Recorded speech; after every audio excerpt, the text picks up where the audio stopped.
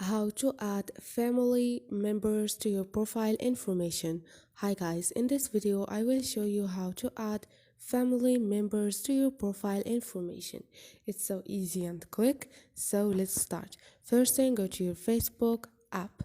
Now click on those three lines up there, click on the setting icon beside the search icon, scroll down and you're gonna find profile information. Scroll down again. At the last option, you're gonna find add a family member. Click on it, and here you can add your family members. Just click on a relationship and click on it.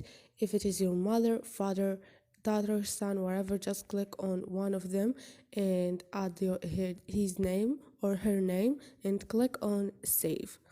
And this is it guys, hope this video was helpful to you, and if you like the video don't forget to subscribe and like.